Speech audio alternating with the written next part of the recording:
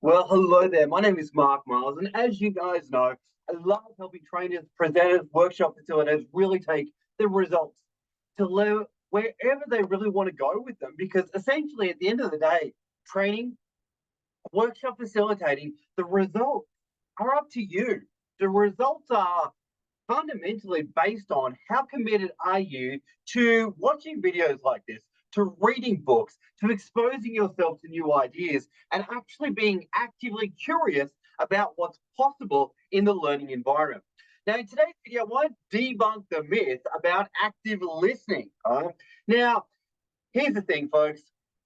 Listening is critical, but more important than that is observation. Observation is even more important. And what I would actually like to say is that in leadership courses, in training, in all these different trainings about communication, active listening, active listening, everyone talks about active listening, right? Which is fine, but it's kind of like the baseline. It's kind of like the fundamental of what you should be doing anyway. If you're not actively listening, well, there's probably something going on, to be honest, folks. So in this video, I'm going to say active listening is bad. It is the basics. It is where your brain should be operating anyway. And you should really be thinking about, well, what's the next level? And I would postulate, based on my experience, based on my research, the term proactive listening is going to be much more valid, it's going to be much more useful, and it's going to be much more helpful. So let's talk about two ways that trainers do not proactively listen in a training environment. All right, so you probably want to get ready, grab a pen, get ready, right. So the first one that a trainer does not proactively listen is number one, when they actually take questions from an audience member, they don't do it properly and they don't proactively listen. And I'll talk to you about how to answer a question properly in just a moment. But first place, you're going to see a lack of proactive listening. First of all, is how someone actually takes a question from the audience. Now, the second one that a trainer does not proactively listen, or the most commonplace, is they will jump to conclusions. Yes, they will jump to conclusions about workshop members' behavior. They will go, okay, this person's late, so it means X. Or this person's talking, so it means Y.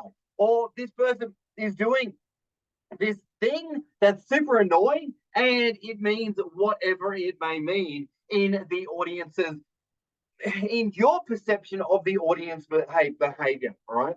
So we need to appreciate that proactive listening, on the other hand, is actually taking another step in our thinking. And it's actually thinking, what else could this mean?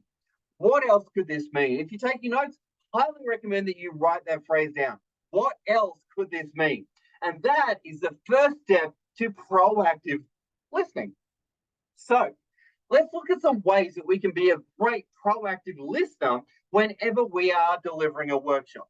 So the first one that you want to think about is, as I said, how do we take questions? How do we take questions from an audience member? So the first thing we want to think about is there is always a question behind the question.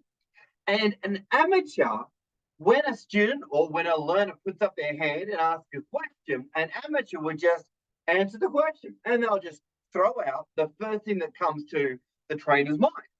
But what you need to appreciate, though, is that typically what happens is a trainer will say, well, the answer is blah, blah. Guaranteed, the audience member then says, no, that's not what I'm talking about. What I'm actually talking about is X. And I'm talking about the fact that in my situation or my company, my boss, whatever it is, this is what's going on. And they'll ask the question again, or they'll want further clarification. A professional, on the other hand, a master trainer, is going to do something different. They are going to ask a follow up question before they answer the question. They are going to say, I'm just curious, what's created the question for you? So, learner, student, workshop attendee puts up their hand, asks a question. Then the master trainer will say, Before I answer that, I'm just curious, what's created the question for you? I'm just curious, what's created the question for you? And then guaranteed the other person who's asking the question is going to go, well, in my situation, my what? This is what, oh, okay. Now I can answer the question with more clarity and more direction and more precision. All right. So the key question is, I'm just curious, what's created the question for you? I'm just curious, what's created the question for you? Then guaranteed you're going to get more data, more influence is going to be able to be made in that moment there. Now, the second thing is use labels. Use labels. Actively use labels, right? So instead of questioning people, a better approach is use labels. Now, labels are something you're going to hear from the amazing Chris Voss, who wrote a book called Never Split the Difference. If you haven't read it, you're missing out. Definitely check out that book. It is the best book on psychology, influence, and demonstrating empathy. Highly recommend that you check it out. So, labels. All right. So, instead of being accusatory or instead of going after people, you want to use labels. And this is going to demonstrate that you're willing to enter the other person's world and you're observing whatever's going on for them. So instead of saying, you're late, why are you late? Instead, we can say, Bill, it seems like you're having some challenges getting here on time. Bill, is everything okay? Or Mary, I notice you're talking a little bit. It seems like you're really focused on this conversation here. Mary, is everything okay? Or Frank, Frank, it looks like you're having some trouble with this topic or with this thing that we're talking about. Is everything okay? It seems like, it feels like, it looks like, it sounds like it's going to be able to help you connect with the other person because you're making a verbal observation of what's going on for the person. It seems like you're a little confused around this. Is everything okay? It looks like you're struggling a little bit here. Is everything okay? You see, these phrases, it looks like, sounds like, seems like, feels like, are going to show and demonstrate to the receiver that you actually care about them, that you're actually noticing what's going on for the other person. So, as much as possible, use labels. It seems like, feels like, looks like, sounds like is going to be much more profound than attacking the person or going after them in any way, shape, or form. Labels, super powerful, and it could even be things that are super positive, like Mary, it sounds like you're really enjoying what we're going through right now. And Mary's probably going to go, yes, I am. I'm really loving it. All right, next one. All right. As we were talking about, one of the biggest ways that trainers demonstrate that they're not listening is judgments around behavior. And one of the really cool things that you need to think about is what else could this mean? And thinking about, all right, stay curious and ask yourself this powerful question.